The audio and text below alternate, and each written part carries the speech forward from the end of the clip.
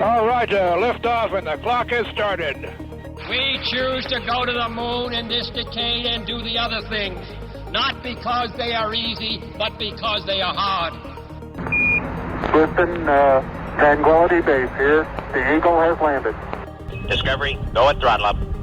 And liftoff, the final liftoff of Atlantis on the shoulders of the space shuttle. America will continue the dream. This is The Space Shot, episode 373, and I'm John Molnix. In today's episode, we're going to catch up on some news, highlight some big pieces of history, and I've got a little commentary too. I hope you like the new intro. I may tweak it a bit here and there, but I felt like it was time for a refreshed intro track. Just a day ago, at the time of recording this, Virgin Galactic launched the VSS Unity spacecraft for the third time. VSS Unity reached Mach 2.47 and went to an altitude of 114,500 feet. This test is one in a series that will lead up to commercial flights. Sadly, these commercial flights are still a distant dream, so don't hold your breath for news of paying customers. In other commercial space news, Blue Origin launched and landed a New Shepard vehicle again back on July 18th. This was the 9th time that a New Shepard rocket had flown and landed. This test was particularly interesting because it was a test of the crew escape system shortly after booster separation. The trial of the escape system and booster landing were successful, which highlights the steady, if not as public progress as the flamboyant SpaceX teams, that Blue Origin is making. There's no indications of when the next launch will be, but I'll be passing along news on Facebook when I hear more. If you were up early in the morning like I am this past week, you were treated to the launch and landing of a SpaceX Block 5 Falcon 9 rocket. SpaceX launched 10 more Iridium Next satellites from Vandenberg Air Force Base. A short time later, the Falcon 9 booster was successfully landed in what was described as the roughest sea conditions that SpaceX ever attempted to land in to date. The experimental fairing recovery was unsuccessful. Sadly, those rough seas weren't helping, but I'm sure the company will eventually nail that recovery process as well. During the webcast, it was also mentioned that SpaceX eventually plans to recover the second stage of the Falcon 9, but I wonder if the progress on that front will be geared more towards the Big Falcon rocket and not the Falcon 9. We'll see. It'll be interesting to see the tests of the second stage landing attempts whenever that happens. I'm linking to the stories on all three of these launches, so keep an eye out for them in the show notes. Also, there's been a big announcement, if you've been on the internet the past couple days, of what could be a 12-mile diameter lake underneath the surface of the Martian South Pole. I'm linking to a space.com article that has more detail on this announcement. Now, let's chat about what I've been up to the past few weeks, because it's been a while since we last spoke. My job at Faustin has been keeping me very busy. I work on a lot of cool projects that I can't talk about here, and it's been a fantastic experience so far. As always, the podcast does not represent the views of my employer. My opinions are my own, and anything discussed here on this podcast is done in my free time and not as an employee or representative of Faustin. I'm probably going to have to include that disclaimer in the show from now on, simply because of my new position. Hopefully you don't mind that little bit of legalese. Now that we've got that out of the way, let's get back to some history and commentary. If you follow The Space Shot on Facebook, or me personally on Twitter, Medium, LinkedIn, or Instagram, you've probably noticed that I've been very busy on those platforms the past couple of weeks. I just want to extend a big welcome to everyone that just followed the Facebook page for The Space Shot. Welcome to the show. There have been a lot of historical events over the past couple weeks, from Apollo 11 to the final shuttle launch and more. The Apollo 11 launch is a very poignant piece of history for me. I wasn't alive to see it, but researching that mission as much as I have over the past years has made the event very personal to me. One of the other things that really personalized this piece of history for me is when I got to touch and see some of the MOCR, or Mission Operations Control Room consoles, back in January. Being able to touch a piece of history and connect with an artifact in that way was a fantastic experience. Listening to audio is another way I enjoy connecting to the past. Hearing the fuel call-outs as the Eagle descended towards the lunar surface, and listening to Neil and Buzz talk as they took their first tentative steps on the moon helps connect me, and all of us, to a very transformational time in human history. As much as that event was an American moment, it was also a profoundly human moment. Neil's words as he stepped on the surface of the moon exemplify that statement. I'm going to step off the limb now. That's one small step for man, one giant leap for mankind. It's easy to lionize these Apollo missions as the peak of human achievements in space, and I kind of disagree with that outlook. The Apollo missions were a singular event in human history. The budgets necessary to get to the moon were higher than what NASA consistently gets, so to think that NASA should have kept going after Apollo ignores the budgetary realities of the space program.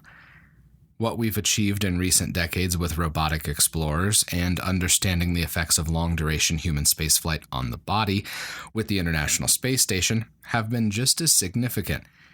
NASA's experience on the station wouldn't be possible if it weren't for the trailblazing of Mercury, Gemini, Apollo, Skylab, and the shuttle. The peak of human spaceflight, specifically American spaceflight, because that's what this podcast focuses on, is the fact that we keep going to space. Yeah, there's long periods of downtime between human launches from the United States, and that's unfortunate. But we've still been expanding our knowledge of space with robotic missions launched from the United States and with human missions launched from Russia. The return of human launches from the United States should be about a year away at this point, maybe sooner, fingers crossed. NASA will be announcing the astronauts assigned to the Commercial Crew program on August 3rd, so we can expect more details on what's going to happen with that program here soon. As I've said before, I think we're living in the most exciting time for spaceflight. Missions like the James Webb Space Telescope and programs like Commercial Crew may have their budgetary issues and timeline problems, but overall, we're at the cusp of a transformational time in space and human history. I'm glad all of you are interested in these developments and are along for the ride here. Until next time, I'm John Molnix, and I'll catch you on the flip side.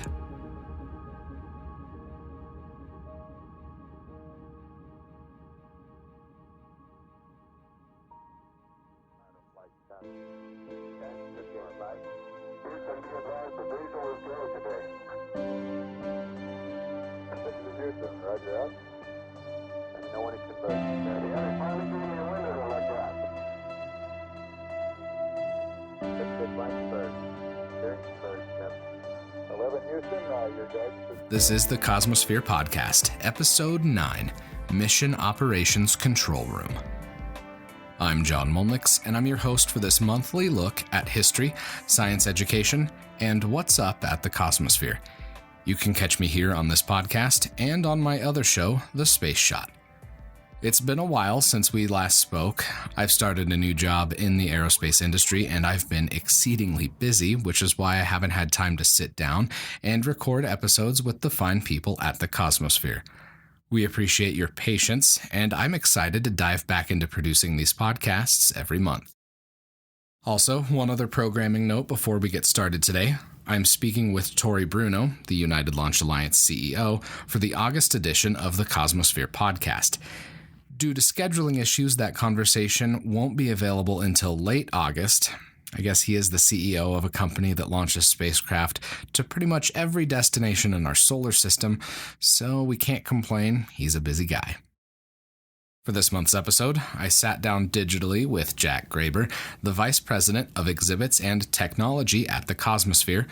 We talked about the MOCA restoration project that's currently underway at SpaceWorks, the restoration and conservation experts at the Cosmosphere. Unfortunately, I didn't have time to chat with Carla about what's up at the museum for this month's episode, but we will hear from her next month. I'm attending the Adult Astronaut Adventure the first weekend in August, and we'll be sure to chat during my time there. I'm also hoping to get some cool audio content, plus pictures and more from my time at the Adult Astronaut Adventure, so stay tuned for that. Before we jump into our conversation with Jack, let's listen to some audio from Mission Control during Apollo 11. The people you're about to hear operated the very consoles that are being restored and preserved by SpaceWorks. This is audio from the moments leading up to Neil Armstrong and Buzz Aldrin touching down on the lunar surface. Enjoy. Okay, all flight controllers, go for landing. Retro. Go. Fido. Go. Guidance. Go. Control. Go. Telcom. Go. GNC. Go. Ecom. Go. Surgeon. Copy. Go. Capcom, we're go for landing. Eagle, Houston, you're a go for landing. Over. Roger, understand. Go for landing. 3,000 feet.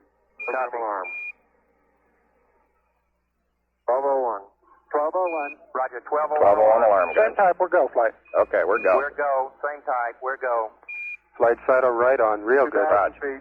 2,000 feet. Into the ag, 47 degrees. Roger. 47 How's the degrees. margin looking, Bob? It looks okay. We're Okay. about 4.5. Roger.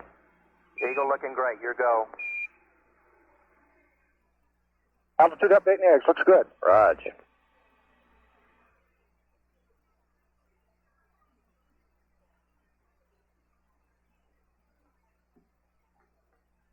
Roger, 1202. We copy it. How you doing, Control? 35 degrees. We look good here, fine. Roger, how about you, 35 Telcom? degrees. Go. Guidance, you happy? Go. Fido. Go. 23. 700 feet, 21 down. 33 degrees. 100 feet down at 19. 540 feet down at 30 and at 15. Attitude hold. Okay, at hold. I think we better be quiet. Roger. 400 feet down at 9. Okay, the only call-outs from now on will be fuel. Gate forward. 10 and 50 feet down at 4. P66. 30.5 down.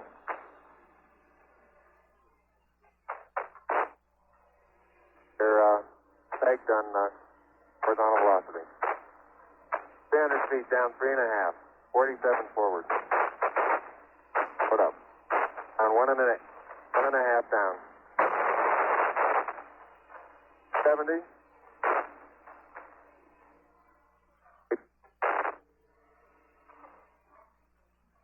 Got the shadow out there. 50 down at 2.5. 19 forward. Okay, Bob, I'll be standing by for your call-out shortly. 3.5 down. 220 feet. 13 forward. 11 forward, coming down nicely. 200 feet. 4.5 down. 5.5 down. 160 feet. 6.5 down. 5.5 down. 9 forward. Low level? Low level. Good. 120 feet. 100 feet. 3.5 down. 9 forward. 5%. 185. Okay, 75 feet. Cars And looking about good. for Down 60. a half. Roger. 6 forward. 60 seconds. 60 seconds. Lights on. 6. Down 2.5. Forward. Forward. Good. 40 feet down 2.5. Picking up some dust. 30 feet, 2.5 down. Straight shadow. Stand by for 30. 4 forward. 4 forward. Drifting to the right a little. 30 Down seconds. a half. 30 seconds. Forward. Just. Good. Okay.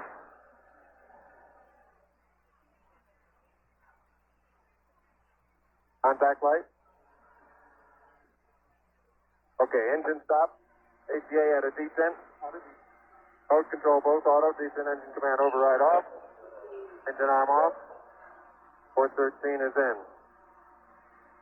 We've had shutdown. We copy you down, Eagle. Okay, everybody, T1. Stand by for T1. Tranquility Base here. The Eagle has landed. Roger, Tranquility. We copy you on the ground. You got a bunch of guys about to turn blue. We're breathing again. Thanks a lot. Today, we're talking with Jack Graber, the Vice President of Exhibits and Technology at the Cosmosphere. He's going to tell us a little bit about the process of the MOCR restoration. Jack, welcome to the show. Well, thank you for having me. It's a pleasure to be here. So last time I saw you, it was back in January, a little bit chillier than it is right now in Kansas. And the first of the 19 consoles from Mission Control were being unloaded. Fill us in on what's happened since then. Sure. Yeah. Well, a lot's happened since January. It's got obviously a lot harder here in Kansas. I think Unfortunately.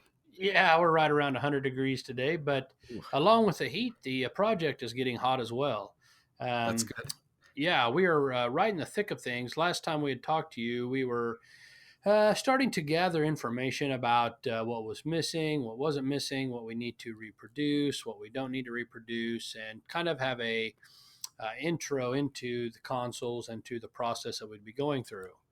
At this point in time, we are probably, I'm going to say, somewhere around 60 to 70% done with the first two rows, the trench and the second row. Okay. We've created all kind of parts, including the flat panel faces that would be the monitor faces that are the more rounded style to look as they did back in the Apollo era versus the shuttle era. Okay. We've created number counters. We've created a lot of the missing parts. We've cleaned. I think we're just about done to the last console as far as the cleaning process goes, and Okay.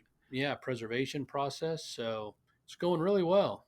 That's awesome. So the biggest thing really is, NASA's wanting to be able to have Mission Control basically look like it did during Apollo 15.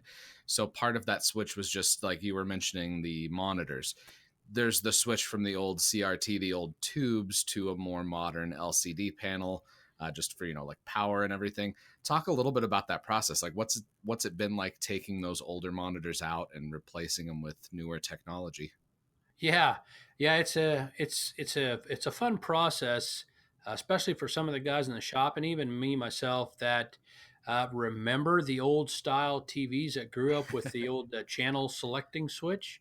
Oh yeah. No remote control. If you wanted to change channel, you got up and changed it, and you had about 4 channels.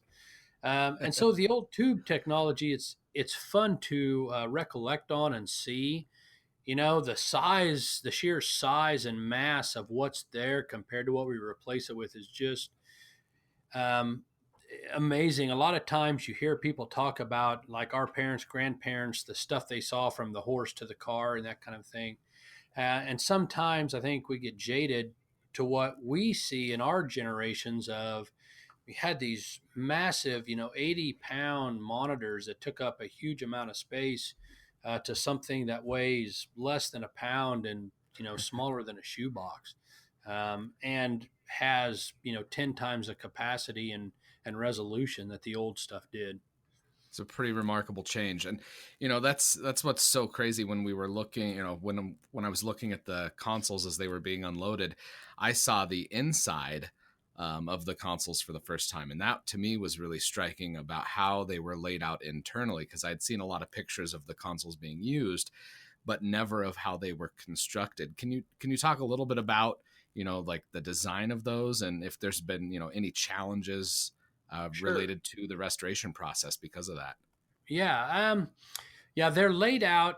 One of the things that really impresses me about the space, about NASA in itself, and especially about the space program back the Apollo era, Mercury, Gemini, and that era, was the amount of people and the amount of manpower that went into the whole process. When you see the inside of the consoles and you see the wiring, just the simple wiring that they did and the routing of the wire and the electronics, this was not a one-person job. This was not something, that somebody did in a day.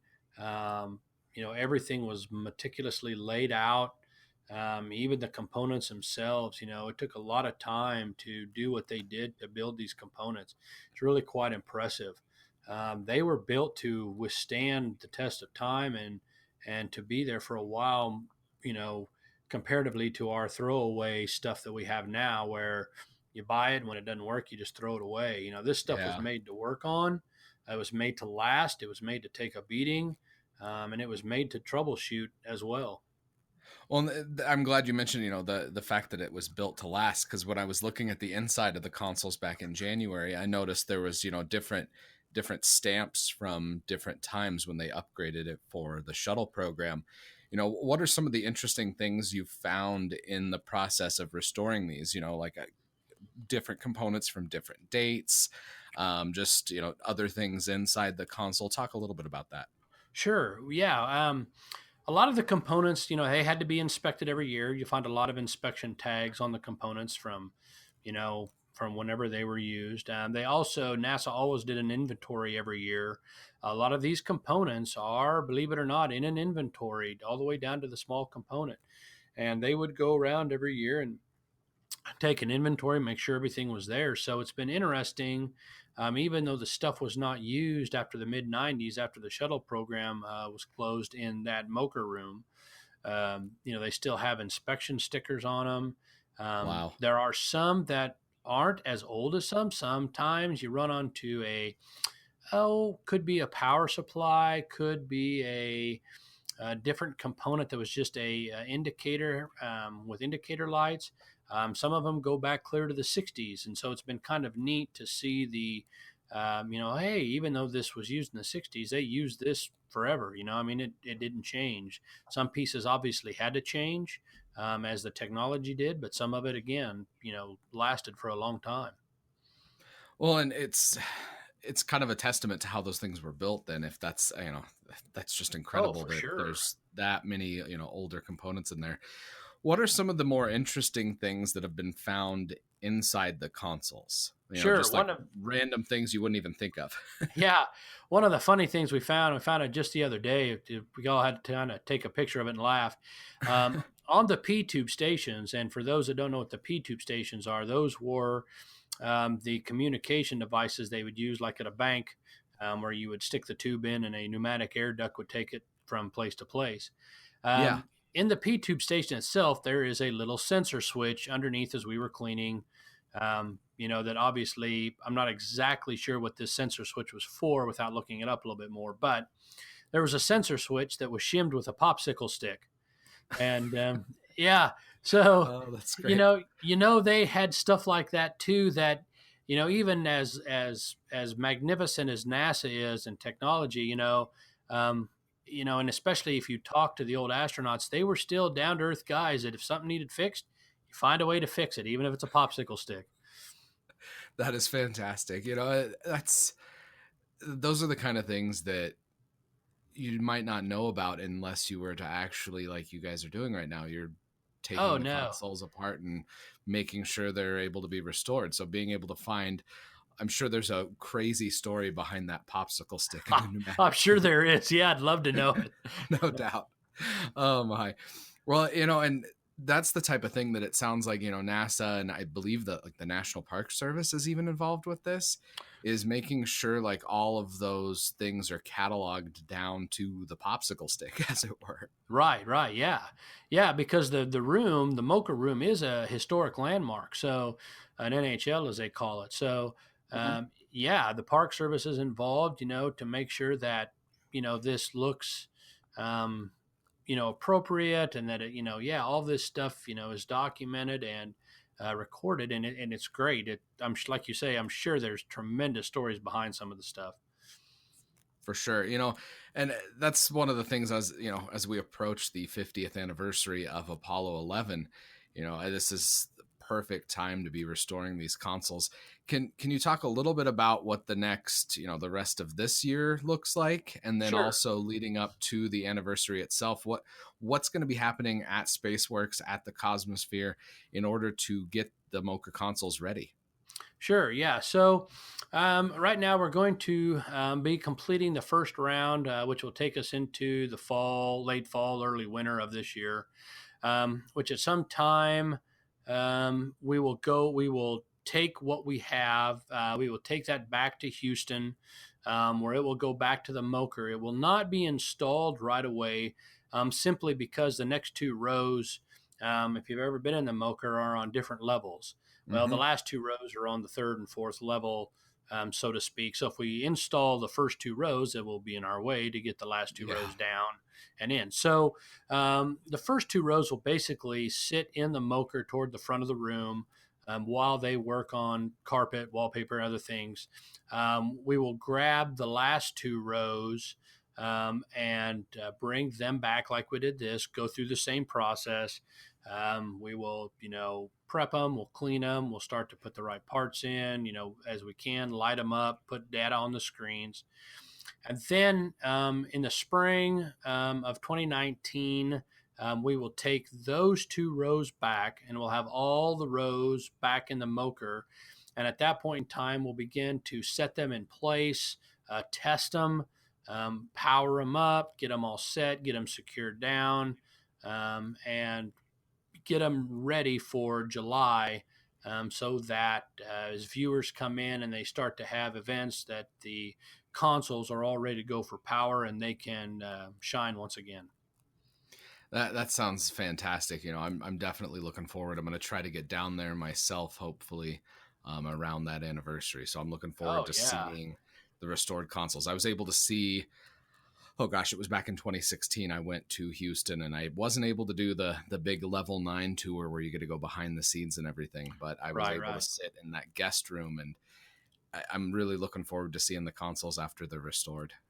Oh yeah. And, I think too, one of the things is we're sitting there, we have these consoles and we have a lot of them lit up and the screens have data on them and that time's in the shop, and they still look like a inanimate object, so to speak, even though they just, it's just a console still. And I think once a person gets them in the room and they get powered up, and then, a lot of these guys that worked in the room, ex moker guys are donating, personal stuff, folders, coats, cigarette ashtrays, whatever, I think once a person gets papers on them, and, because these consoles were never just sitting there powered on with nothing around them, it was a tool. They were made to be used.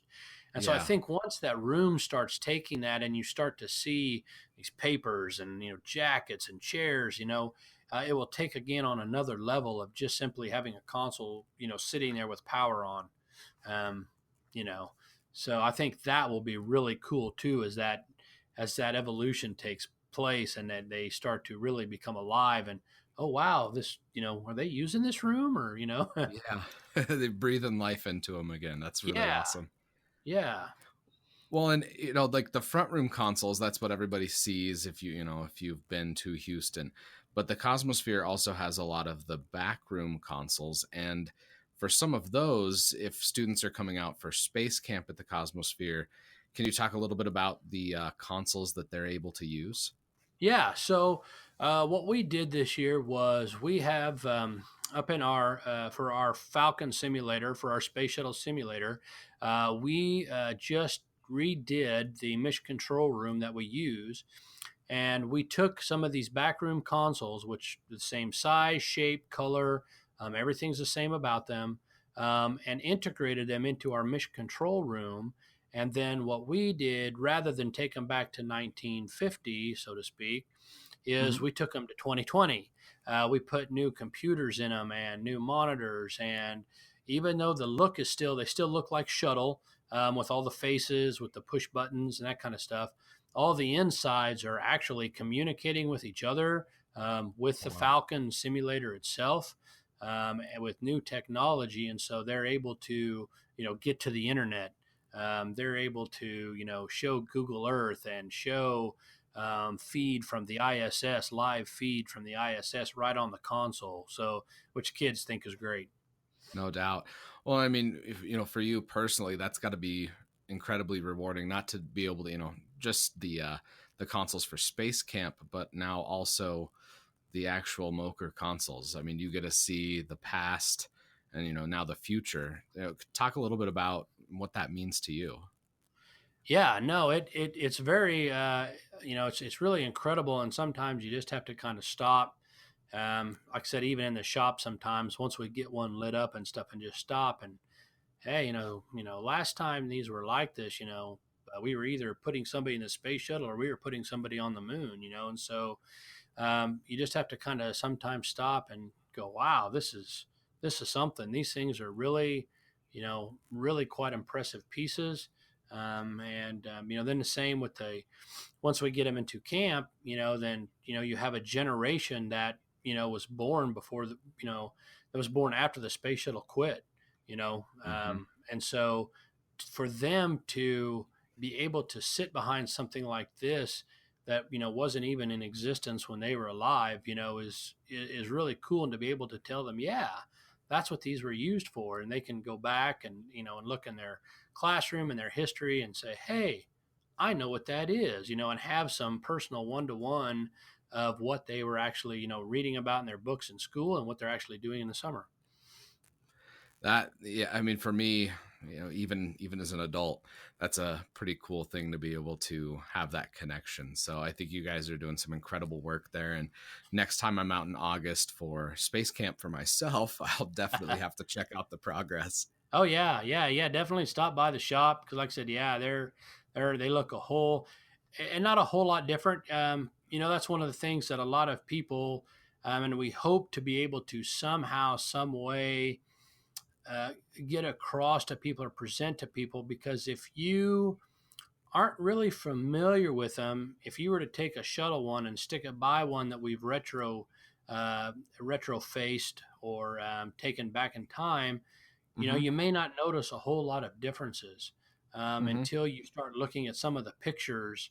And that's what kind of really, set it off for us in a sense, is in order to make some of the buttons light, try to get it as close as we can to what would have been on at a certain point in time, is you start looking at the pictures and you're like, oh yeah, they do look different. Yeah, they do look different. If you just have two of them sitting side by side, nothing's lit up, and they're, sometimes a guy, oh, what's the difference? Well, when you start looking at the pictures, like, oh yeah, there is a difference.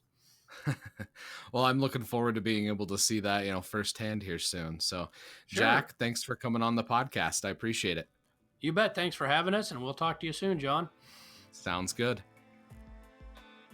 Thanks for listening to the Cosmosphere Podcast. Make sure you share and subscribe to the show. If you enjoyed the podcast, leave us a review on iTunes. Reviews are critical to the success of podcasts, so we'd appreciate it if you could take just a minute to leave a rating or review. They help even more people find out about the incredible work that's done at the museum. For the Cosmosphere, I'm John Molnix.